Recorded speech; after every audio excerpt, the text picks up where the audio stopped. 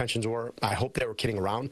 But unfortunately, a lot of, as you mentioned, a lot of the times you've got folks who can't necessarily tell what is real from what is not. It was posted in response to this message from El Sayed, condemning the violence against Charlie Kirk and denouncing what he calls Kirk's speech as often being xenophobic, hateful, and inflammatory.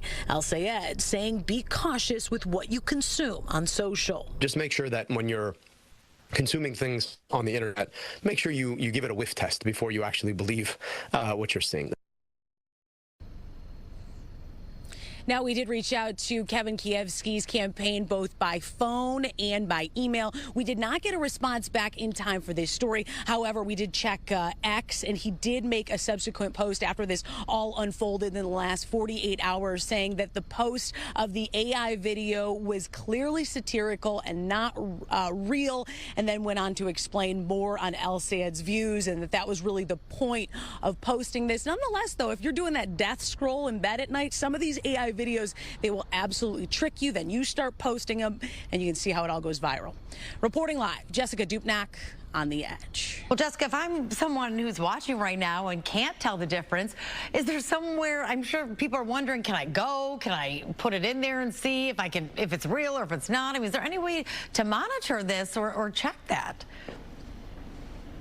Well, you know, you can go straight to the candidates first and foremost. And a lot of these candidates, as it happens to them really across the country, they address it on their social media because it's brought to their attention. You could do that, or maybe ask some of the younger folks in your family, take a little poll and see if maybe they can decipher it better than you. Well, they need an app for that so we can figure this out quicker, you know, maybe sooner than later, because it could, like you said, cause a lot of damage in the meantime. So thank you for that story. Well, the race for Detroit's mayor is heating up, and this time it's over concert tickets. City Council President Mary Sheffield is facing an ethics violation for allegedly requesting and accepting tickets to a rap concert. Here's Fox 2's Dave Kinchin. City Council President Mary Sheffield denying any wrongdoing after allegedly seeking and accepting tickets for a concert hosted by the rapper Jeezy. Shout out to Mary Sheffield. Congratulations already.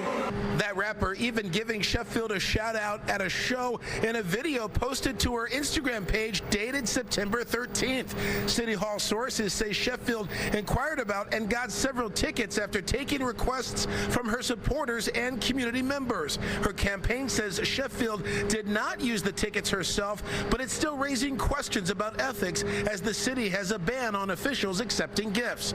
Our request for an interview with Sheffield was denied, but the campaign manager for her rival, Pastor Solomon Kinlock, had plenty to say. Listen. It's very important to maintain trust and transparency amongst the people you serve. Anytime any elected official does anything outside of scope of transparency and clearly violating ethics laws, it's our duty to let that be known. With Solomon Kinlock as mayor, what we're going to do is appoint a chief compliance officer to keep us out of these type of situations. Mary Sheffield's campaign sent Fox 2 this statement in response. It says the City of Detroit's Corporation Council has made it clear that the city's ethics ordinance was not violated. It is unfortunate that our opponent and his campaign continue to supply columnists with frivolous information in an attempt to influence the outcome of this election. Council President Sheffield remains focused on the issues that matter most to everyday Detroiters. For clarity, Section 2-106.4 of the Ethics Ordinance specifically prohibits a public servant from accepting gifts, gratuities, or honoraria from any entity or person seeking official action from the City of Detroit. This is not applicable with respect to Comerica Bank because they are not a business partner with the City of Detroit. This will serve as our official and only statement on this matter. We'll keep monitoring this story for any developments and pass them along as they happen. Dave Kinchin on The Edge.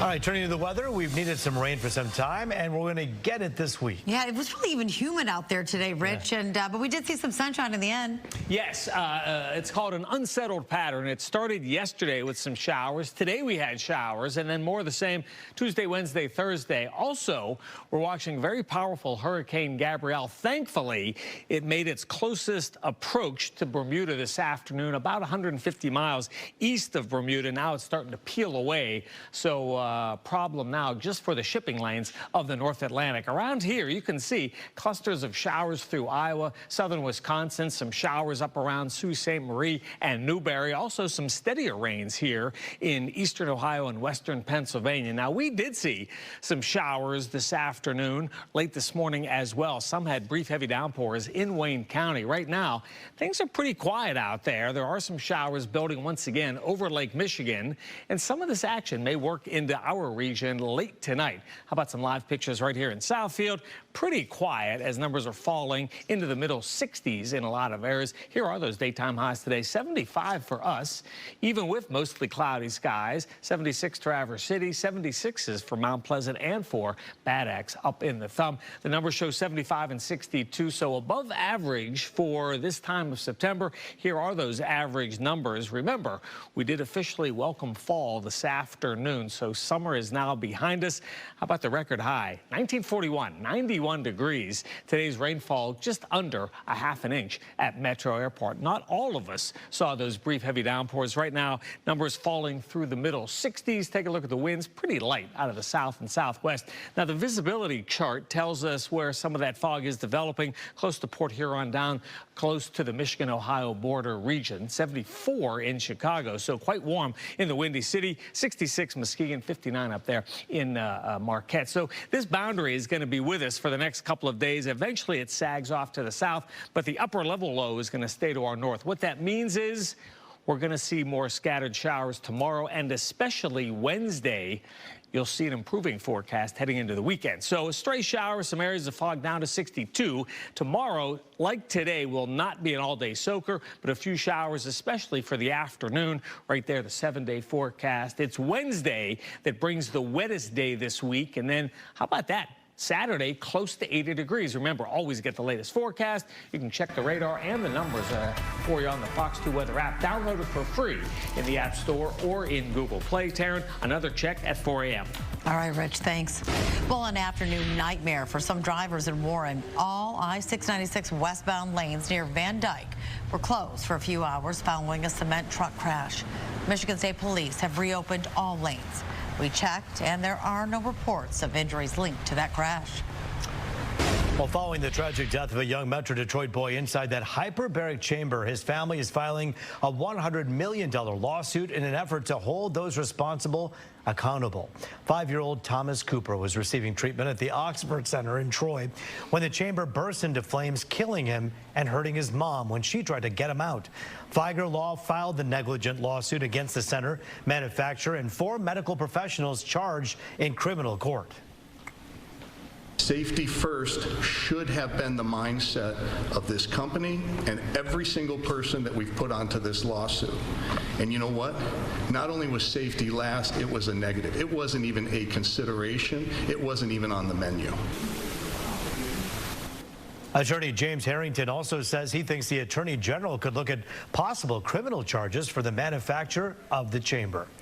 In Southfield, police are alerting people about a suspected sexual predator. He's accused of sexually assaulting his own family members. 52-year-old Jason Justice now facing some serious charges. Police say a 25-year-old woman was not feeling well, so Justice offered to give her what she thought was an over-the-counter pain reliever. But police say that drug turned out to be a powerful sedative, which knocked her out. She says she fell asleep on the living room couch, but that's not where she woke up.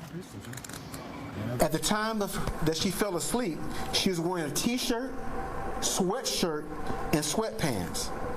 When our victim woke up on the morning of September 12th, she was in bed that was in the basement of the home, and her sweatshirt and sweatpants had been removed. She was completely naked from the waist down.